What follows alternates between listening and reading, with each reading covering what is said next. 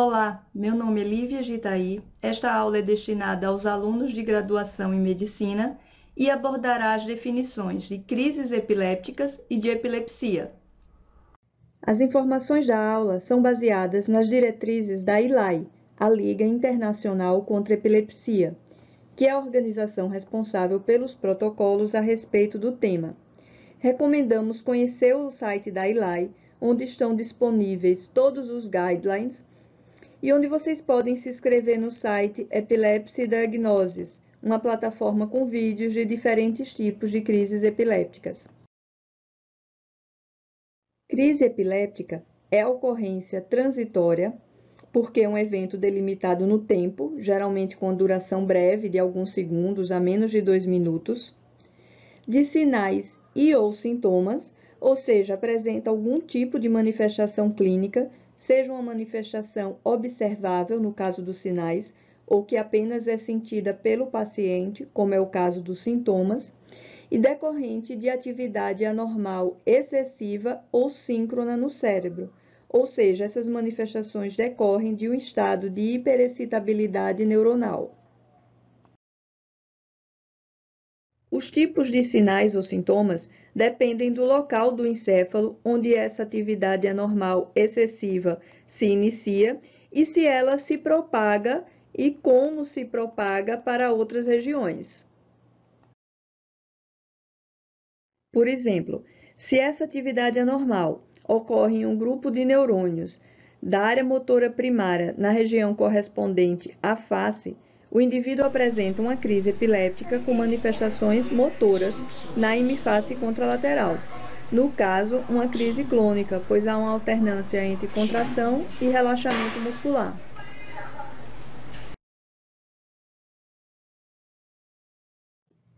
Crise epiléptica não é sinônimo de epilepsia. Há situações em que há crise epiléptica e não há epilepsia. Mas para que haja epilepsia, tem que haver crises epilépticas. Então, epilepsia é um subconjunto no grande conjunto de crises epilépticas. A epilepsia é uma doença cerebral caracterizada por predisposição persistente de gerar crises epilépticas e pelas consequências neurobiológicas, cognitivas, psicológicas e sociais dessa condição. A definição de epilepsia requer a ocorrência de pelo menos uma crise epiléptica. Então, sem crise epiléptica, não há epilepsia. Mas há situações em que o indivíduo apresenta crises epilépticas, mas não sofre de uma predisposição persistente para isso. Então, não é epilepsia. Por exemplo, Dona Nália, 65 anos, vem trazida à unidade de emergência por crises epilépticas iniciadas há cerca de 30 minutos. Tem hipertensão arterial sistêmica e diabetes mellitus em tratamento. A glicosimetria capilar mostrou uma hipoglicemia grave. Com a correção da glicemia, a paciente não apresentou mais crises epilépticas, ficou bem e recebeu alta. Essas crises epilépticas só ocorreram enquanto o cérebro estava sofrendo o insulto agudo decorrente da hipoglicemia. Isto não é epilepsia. Outro exemplo. Em 2011, o Globo Esporte veiculou uma reportagem com este vídeo. Tira começando, 7 minutos de jogo, quando de repente o susto. Por essa câmera, a cena já é forte, né? Mas é no detalhe que o lance assusta. Olha, é uma situação preocupante, hein? Tá tendo espasmos ali o garoto do Corinthians.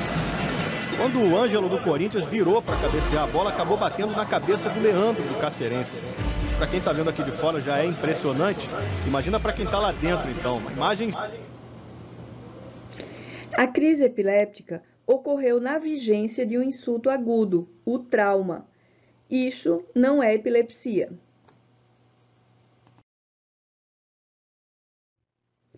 Pois crises epilépticas que ocorrem apenas na vigência de um insulto agudo não são epilepsia. São chamadas crises sintomáticas agudas, pois em situações agudas, como as que vimos, há uma perturbação transitória no equilíbrio elétrico dos neurônios que pode reduzir temporariamente o limiar para crises epilépticas, mas que não configuram uma predisposição persistente a gerar essas crises.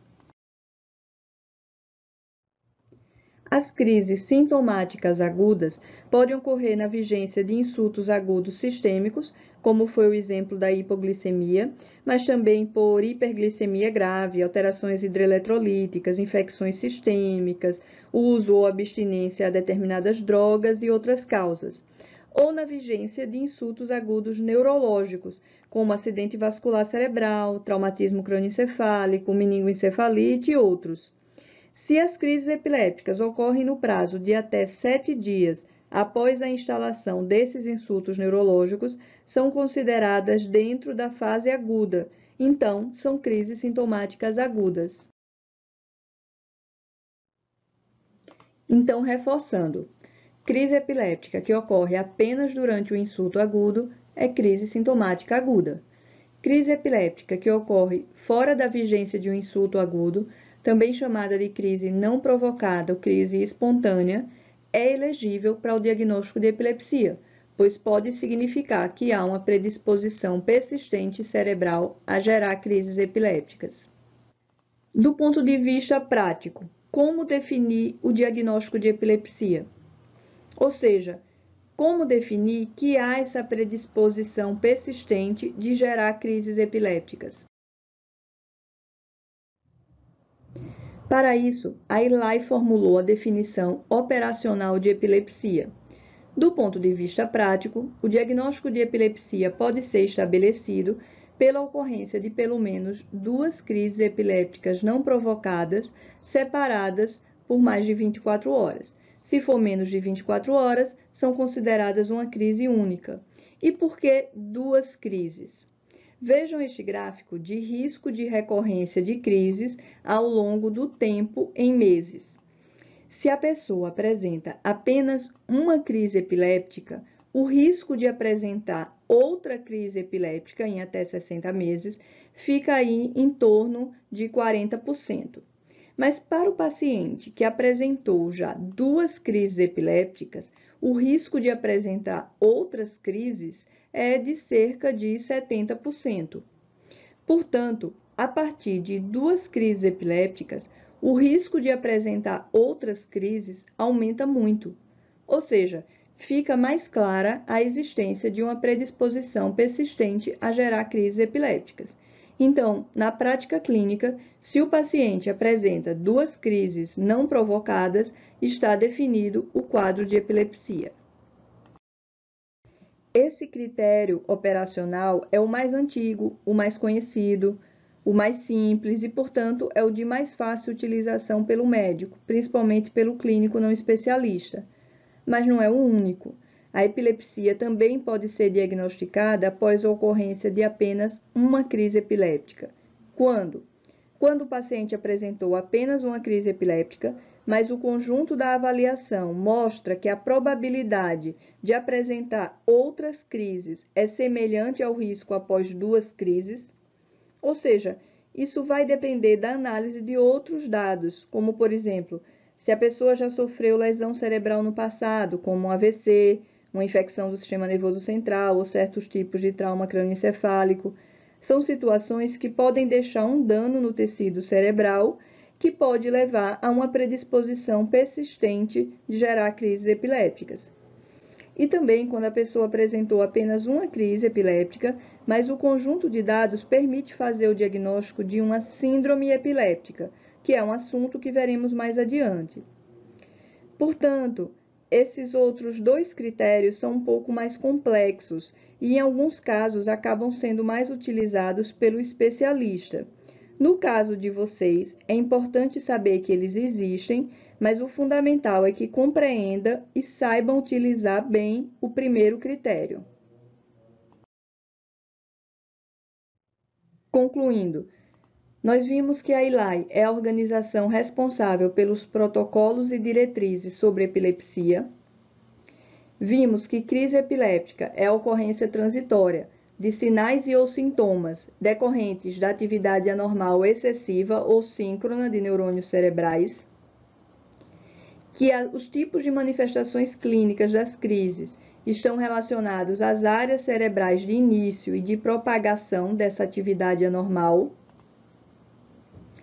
Vimos que há crises epilépticas que ocorrem apenas na vigência de um insulto agudo ao cérebro, seja de causa metabólica ou neurológica, e que essas crises são chamadas crises sintomáticas agudas e não significam epilepsia.